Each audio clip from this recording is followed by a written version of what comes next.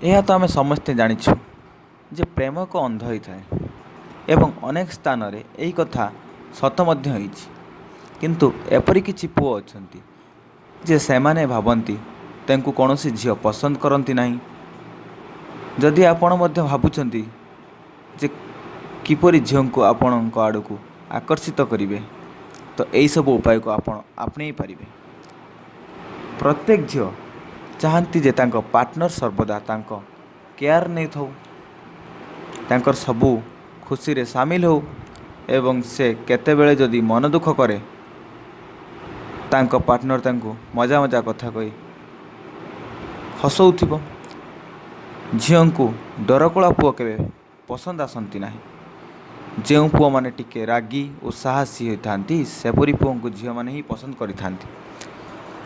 ଯେଉଁ ପୁଅମାନେ ଖେଳକୁଦରେ ମାହିର ସେପରି ପୁଅକୁ ମଧ୍ୟ ଝିଅମାନେ ହିଁ ପସନ୍ଦ କରିଥାନ୍ତି। ଏବଂ ଏପରି ପୁଅ ଯେଉଁମାନେ କି ଭଲ ଆର୍ଟିଷ୍ଟ ସେପରି ପୁଅଙ୍କୁ ମଧ୍ୟ ଝିଅମାନେ ବହୁତ ପସନ୍ଦ କରିପାରନ୍ତି। ଯଦି ଆପଣ ଜଣେ ଭଲ ଗୀତିକାର କିମ୍ବା ଭଲ ଗିଟାର ବଜାନ୍ତି ତ ଝିଅମାନେ ଏପରି ପୁଅକୁ ବି ବହୁତ ପସନ୍ଦ କରନ୍ତି।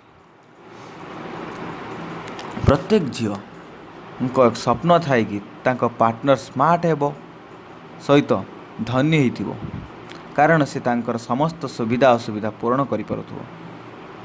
ଏଭଳି ପୁଅକୁ ମଧ୍ୟ ଝିଅମାନେ ବହୁତ ପସନ୍ଦ କରନ୍ତି।